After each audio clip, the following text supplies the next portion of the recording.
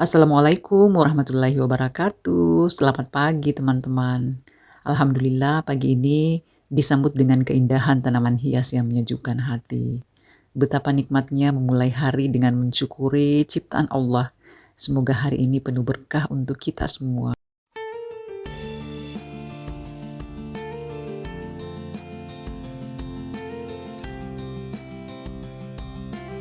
Sebelum pulang lanjut ke penjual nasi kuning langganan. Nasi kuning ini favorit untuk sarapan pagi, rasanya gurih, lauknya lengkap dan pastinya bikin semangat menjalani hari.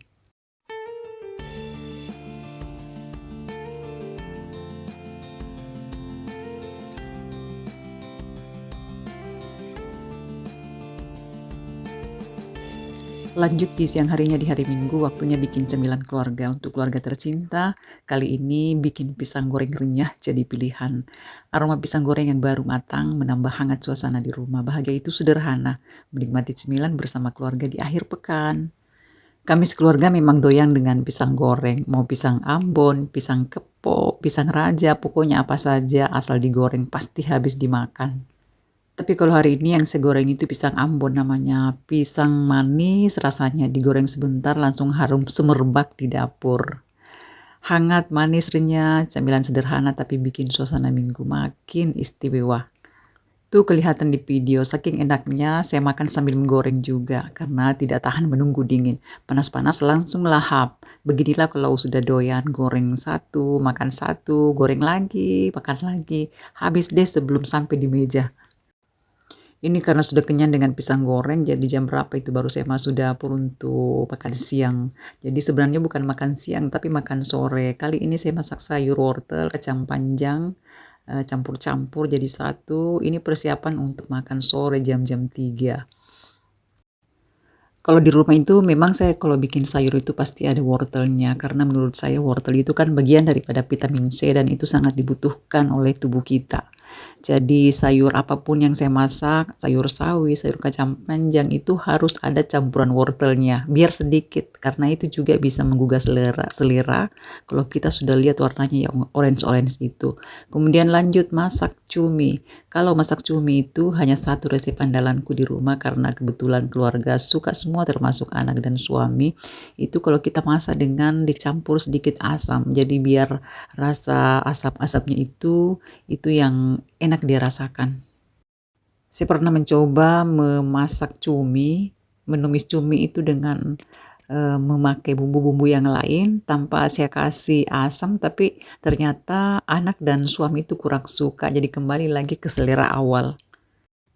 Hari ini kurang komplit, jadi masakannya hari ini itu ikan masak kuah kuning, kemudian cumi, dan tadi sayurnya itu sayur apa lagi sayur sayur wortel tadi dengan campuran-campuran kacang panjang dan lain sebagainya. Dan sekarang ada apa lagi ada camilan itu bahannya dari jagung yang sudah direbus, kemudian setelah direbus seperti ini dicampur dengan santan, kemudian dimakan. Enak rasanya. Dan keesokan harinya kita lanjut dengan kegiatan yang lain. Di sini kita pergi di toko Haji Sulaiman namanya, toko pecah belah untuk membeli sesuatu untuk teman-teman, untuk teman mengajar yang pindah rumah. Kita mau belikan kado. Di sini kita belikan piring, beli juga saringan gorengan dan kobokan. Dan tidak terasa sudah sampai di lokasi. Di sini rumahnya teman kita itu namanya Bu Andi Herianti. Sudah pindah rumah dan kita sudah salam-salaman untuk pulang ternyata. Dan sampai di rumah keesokan harinya lagi ini lanjut beli soko begadang dengan risoles dan kue coklat. Ini kesukaan kami semua. Sokonya ini isinya dempok. Mungkin teman-teman di daerah lain tidak kenal yang namanya dempok. Dempok itu semacam ikan kering, tapi enak rasanya. Tidak semua daerah memiliki ikan itu. Hari ini Kamis 24 Juli 2025, dari pagi hujan sudah turun dengan setianya, membasahi bumi dan saya harus tetap berangkat ke sekolah. Pagi ini saya diantar sama suami karena hujan, tapi ada yang agak aneh dan mungkin lucu juga. Saya pakai mantel hujan, padahal saya naik mobil bukan naik motor. Nah, kenapa coba? Masa iya naik mobil pakai mantel? Jadi begini teman-teman, walaupun saya naik mobil tapi pas turun di sekolah itu kan tempat turunnya itu agak jauh, tidak langsung turun di bawah atap. Jadi kalau saya tidak pakai mantel, pasti kena guyuran hujan dari kepala sampai rok. Bisa bayangkan kan teman-teman? Maka solusi cerdas di hari hujan naik mobil tetap pakai mantel biar aman, biar nyaman, dan pastinya biar tidak basah kuyup deh. Jadi ceritanya tadi pagi saya ke sekolah hanya untuk cek log pagi, tapi balik lagi ke rumah, pas sampai di rumah saya gantung ini mantel. Coba bayangkan, andaikan saya tidak pakai mantel, pasti basah kuyup semuanya. Maka seperti itu tadi caraku untuk menghindari basah-basahan. Dan ini saya sudah simpan kembali mantel dan akan masuk dulu di rumah bersih-bersih. Karena sebentar saya harus balik lagi ke sekolah sekitar jam 10 lewat, kebetulan mengajarnya jam kelima. Jadi kesempatan untuk pulang dulu bersih-bersih. Tapi tadi waktu balik itu kan sempat singgah dulu beli kue-kue, soko untuk dimakan untuk sarapan di rumah.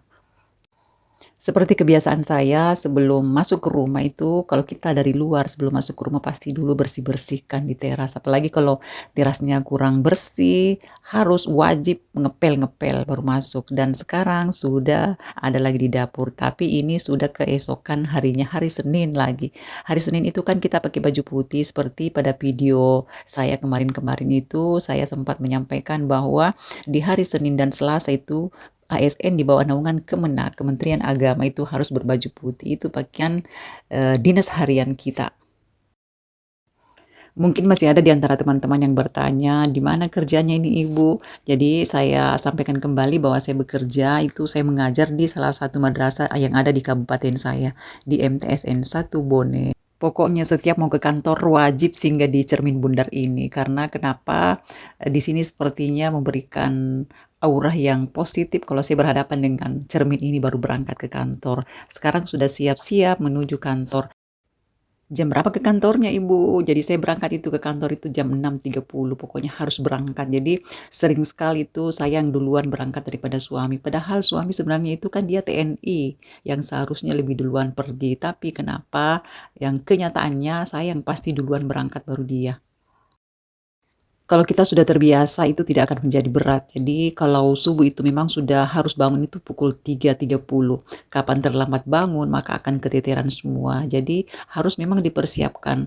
Pokoknya tidak boleh terlambat bangun supaya bisa masak-masak dulu buat keluarga. Jadi ketika datang dari kantor semuanya sudah terhidang di atas meja. Aman kan?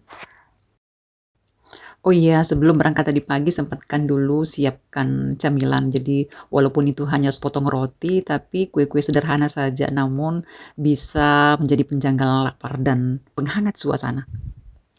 Saya take video ini hari Kamis setelah dari sekolah ceklok pagi, saya balik dulu ke rumah. Kenapa? Karena banyak berita yang harus saya buat. Rencananya mau segera saya upload ke portal Kemenak. Sekedar info juga ya teman-teman, di sekolah itu saya memang dipercaya mengemban amanah sebagai humas. Jadi yang namanya posting video, foto, kegiatan, kemudian dokumentasi sampai membuat berita resmi tentang kegiatan madrasah, itu semua bagian dari tugas saya. Awalnya memang terasa banyak, tapi saya selalu anggap ini sebagai ladang amal dan kontribusi kecil saya untuk madrasah tercinta. Karena setiap tulisan, setiap gambar adalah jejak kebaikan, siapa tahu dari situ orang lain bisa ikut terinspirasi. By the way, ada nggak di antara teman-teman yang juga punya profesi atau tugas sama seperti saya? Kalau ada, yuk kita sharing-sharing di sini. Gimana sih rasanya jadi humas? Humas itu kan singkatan dari hubungan masyarakat. Di madrasah, peran humas itu penting sekali. Tugasnya macam-macam, mulai dari membuat berita kegiatan madrasah, upload dokumentasi di medsos resmi, menjalin komunikasi dengan wali murid, komunitas, sampai stakeholder di luar seperti Kemenak, media lokal, dan instansi lain. Itu teman-teman. Nah kadang harus cepat-cepat juga menulis berita setelah kegiatan selesai. Kadang juga harus standby motret atau ambil video pas acara berlangsung. Pokoknya ada suka duka, ada juga senangnya, tapi dari situ kita belajar disiplin, teliti, kemudian cekatan, dan yang paling penting tetap ramah dan komunikatif. Kalau kamu juga humas atau pernah pegang tugas serupa, komentar dong di bawah. Selama saya bergeser menjadi humas, terus terang waktu istirahat saya kadang ikut tersita. Yang seharusnya saya sudah bisa bobok cantik, malah harus duduk lagi buka laptop, edit foto, dan bikin berita yang harus segera diupload. Beda sekali rasanya dibandingkan dengan dulu waktu saya masih bertugas di perpustakaan. Jadi dulu itu saya di madrasah itu dikasih tugas sebagai kepala perpustakaan, tapi seiring dengan berjalannya waktu, karena kebetulan ada teman yang sudah bergeser ke Kemenak, maka jabatannya sebagai Wakamat Humas itu saya gantikan. Kalau di perpustakaan lebih banyak waktu senggangku dulu. Bisa sambil baca buku, kemudian bisa juga bikin konten dengan lebih santai. Tapi sekarang kontennya tetap jalan, namun waktunya kadang harus dicuri-curi termasuk waktu istirahat malam. Tapi insya Allah semua ini bagian dari tanggung jawab. Amanah itu memang tidak selalu mudah, tapi saya yakin bahwa selalu ada pahala di balik lelah. Kisahnya seperti ini, jadi siang hari itu mengajar siswa, mengatur jadwal, kemudian mengisi nilai dan menyiapkan perangkat pembelajaran. Malamnya jadi editor dadakan, edit video pakai aplikasi gratisan, kadang iklannya lebih panjang dari kontennya. Dan yang paling lucu teman-teman, ketika mau kita rekam video, maka tunggu dulu seisi rumah, masuk semua dulu di kamarnya istirahat, baru kita beraksi, rekam video, masuk di salah satu kamar, seperti saya sekarang, masuk di satu kamar, karena kebetulan anak dan suami itu sudah di kamarnya masing-masing, saya masuk merekam di sini. Saya kadang dicari sama anak-anak berteriak, "Mama, mama di mana Ki?" Padahal saya masuk di sini di kamar untuk rekam suara. Salah satu solusi juga sebenarnya kenapa malam sekitar jam-jam 10 ke atas baru saya rekam suara. Di jam-jam ini kan sudah aman, jadi suara berisik-berisik dari tetangga, kemudian suara motor, suara kendaraan yang lalu lalang depan rumah itu kan sudah tidak ada lagi.